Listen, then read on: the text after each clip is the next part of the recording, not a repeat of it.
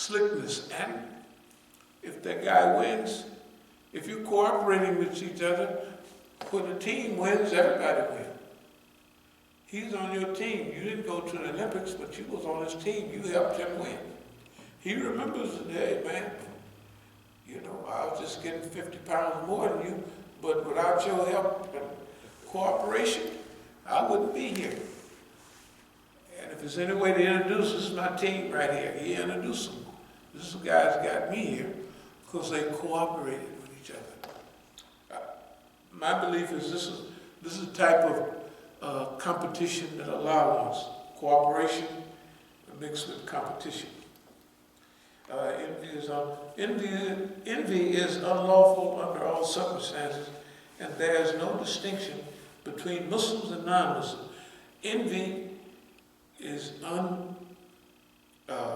incorrect and is haram, whether it's envy for a believer to a believer, a non-believer to a believer, or a believer against a non. It's all haram. Except that, remember that the envy, I would read it here, but I could just say it. If there's a person that's rich, and he's not only rich, and he has knowledge too, and Allah give him enough sense to give money away in a big way. And if you're poor, and even not as knowledgeable, but if you say to yourself, if I had his money, I would give money just like him. Guess what? He get the same reward because this was his niyyah, right? Not capacity, but his niyyah. The other person had a bigger capacity. Okay.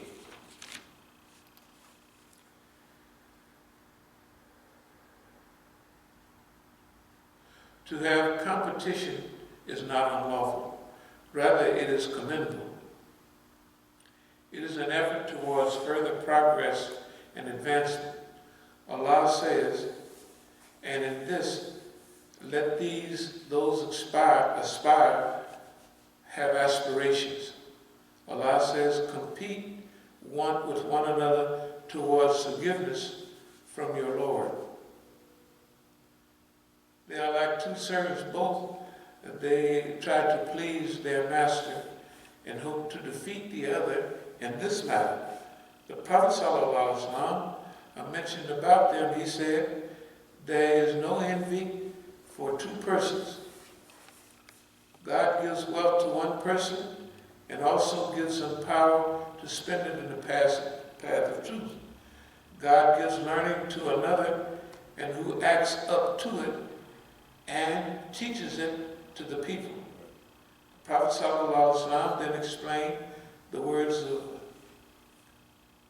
Mary and said, the example of the people is the example of four persons, and this is the same thing we said. They are like the person whom Allah gives wealth and learning and who spends that wealth in useful ways according to his learning. They are like the person who Allah gives learning but not wealth, and yet says, oh Allah, had I had the wealth like so-and-so, I would have spent it in that way. Okay. Let's talk about 3 stages of envy. Believe it or not, I'm going to skip a lot of this because we want to kind of speed up. 3 stages of envy. Number 1. The first stage is that envious person loves that wealth and gifts should go away from the person envied and that they should not come to him again. In other words, we're jealous of this person. And it could be any jealousy. It could be that the person has more knowledge. The person looks better. The person got a gift to gab. At every party you go to, see, it don't have to be just religious gifts, a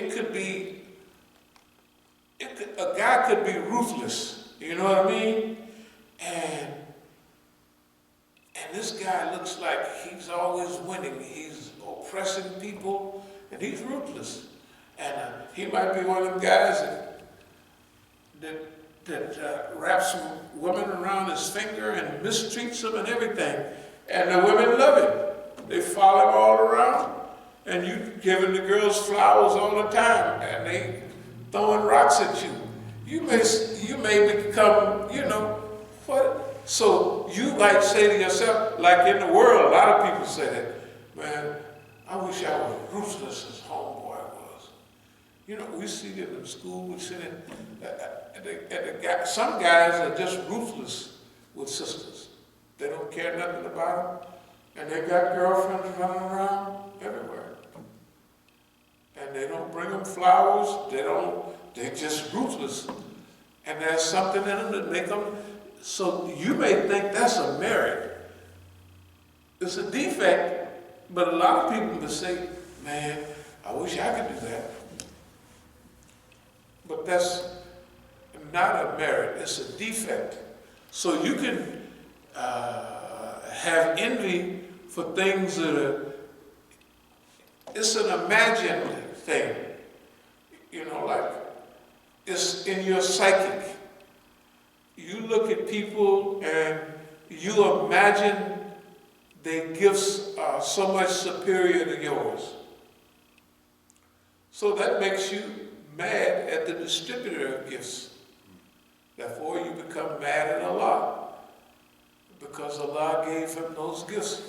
And I'll get to it later, but you can be several types. You can hate the guy or the girl or something, because women have their own type of jealousies too and envy. They might even have even more than some males. But people are jealous and envious. And sometimes you may wish that they lose that gift that they got. I hope that they don't get that gift go away from them and it don't never come back. Or it could be wealth. Man, it could be authority. It could be ill knowledge. It could be anything. Now, if you're mad at the guy for having that, the hadith is clear that envy consumes virtues like fire consumes wood, burns them up. And then the person that you're envious of, suppose the person know that you're envious, that you're jealous of. Oh, you're in trouble now.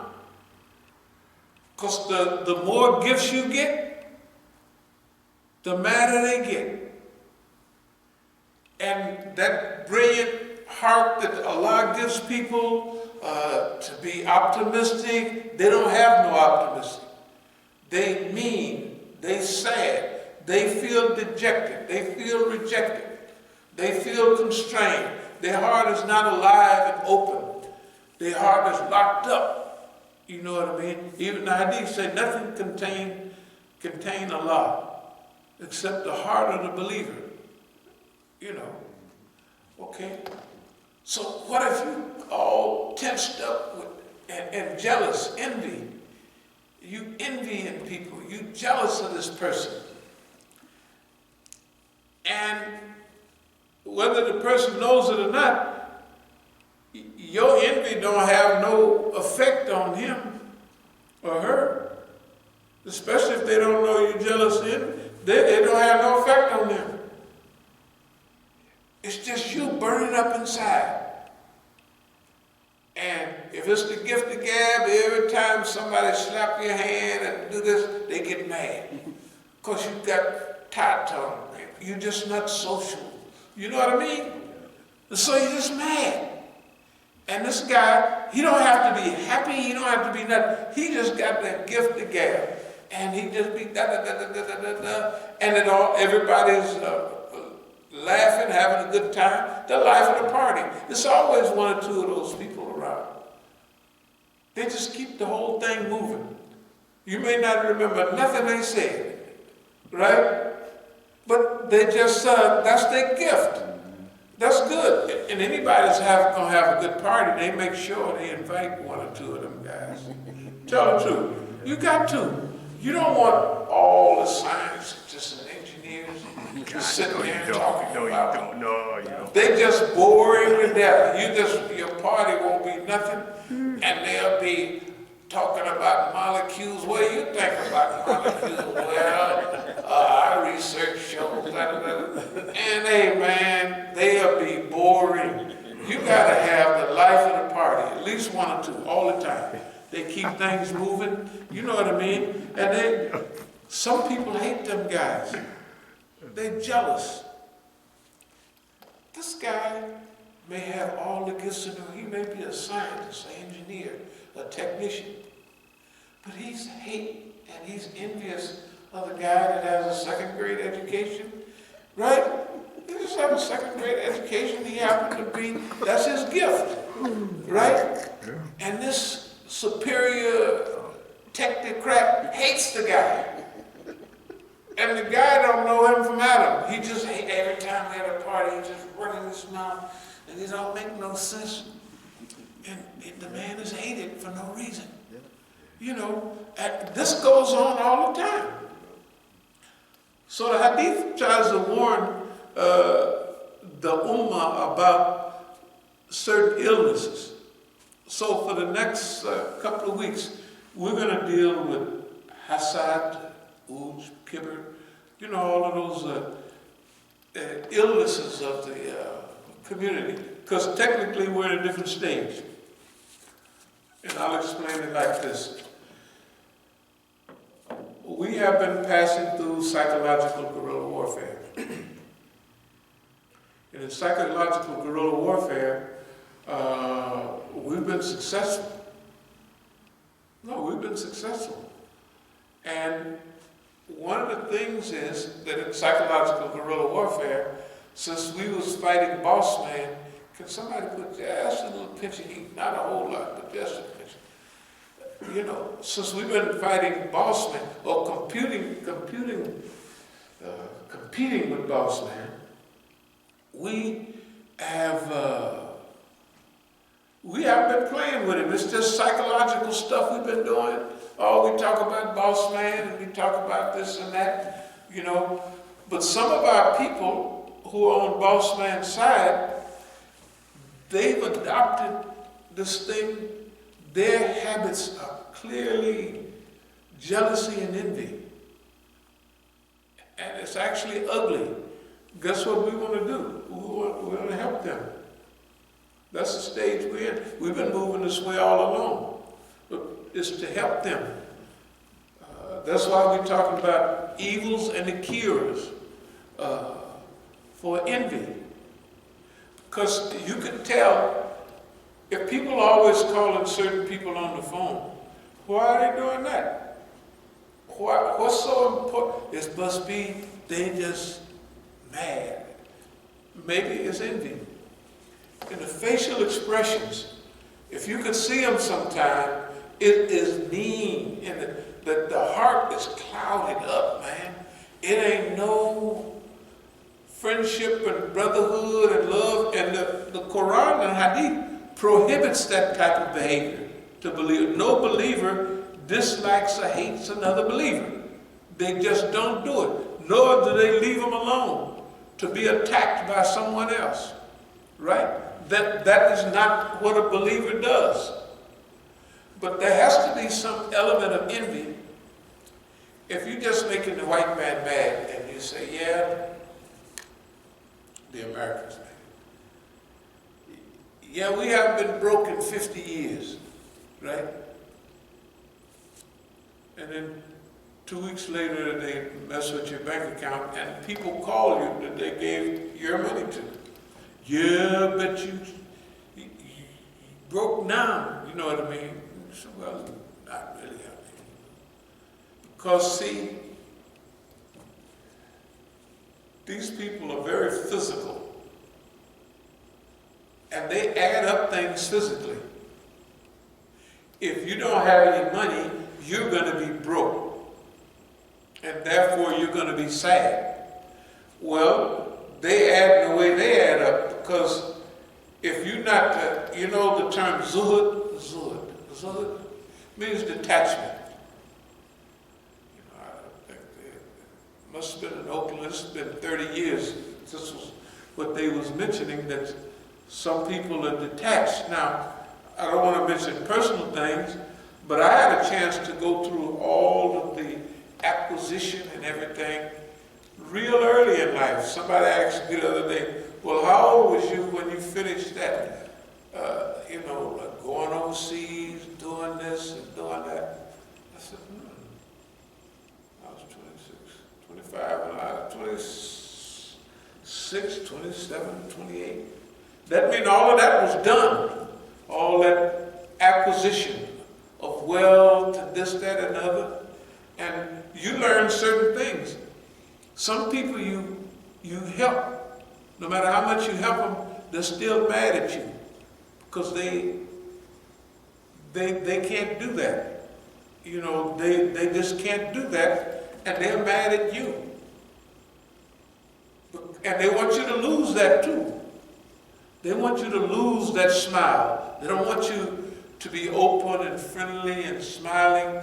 And don't you believe that the people can develop a behavior to try to misdirect, you know, your efforts so that you become like them?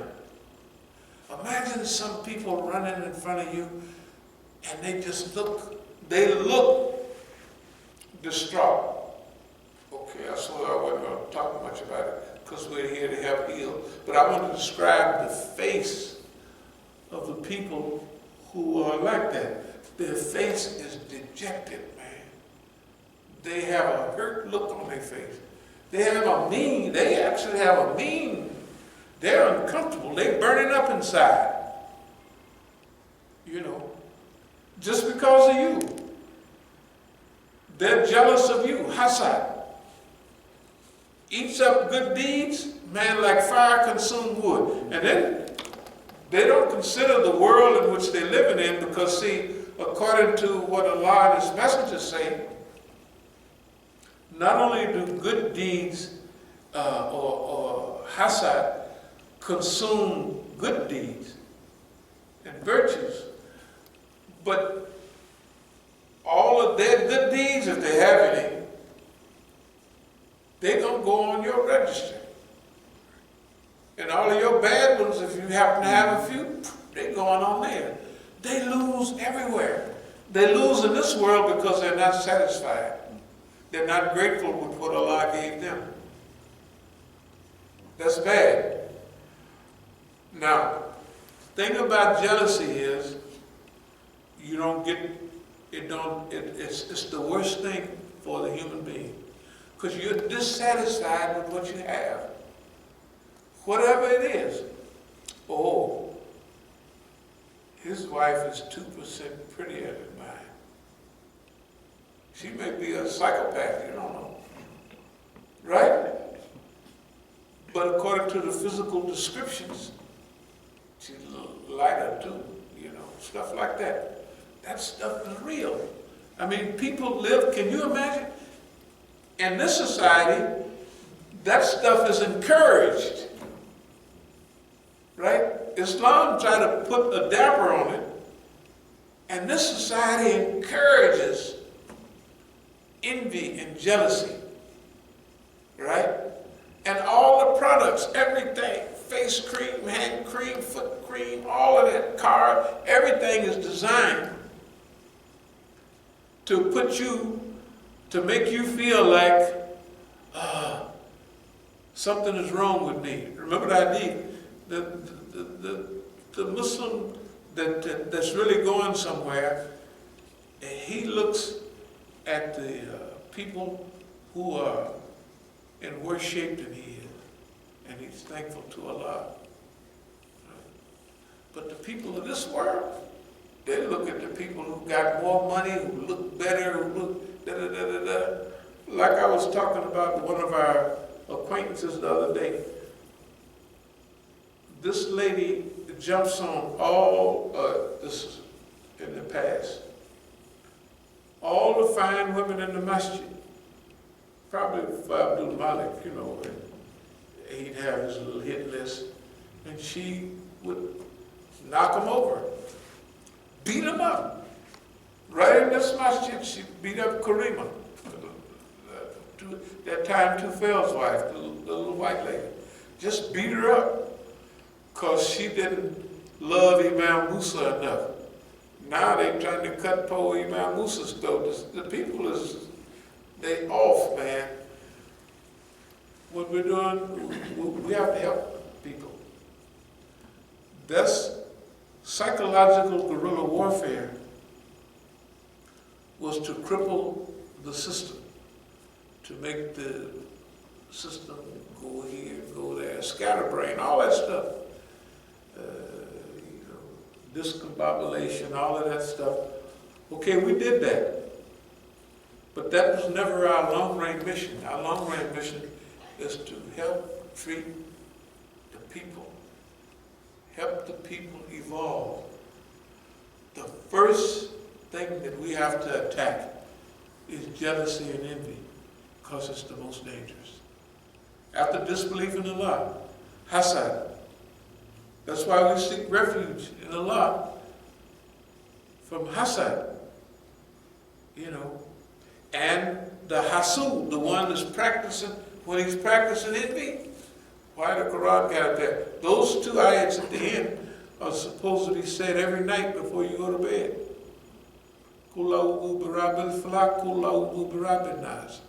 It's got to be real stuff. If the Prophet ﷺ in his life was affected by some of this stuff, how come we can't get it, right? So we have to remember, just reading the Quran, remember this last week, what did we say? You have to say, A'udhu billahi minash shaitan lirajim, before reading the Quran. And that's the book of Allah. Why?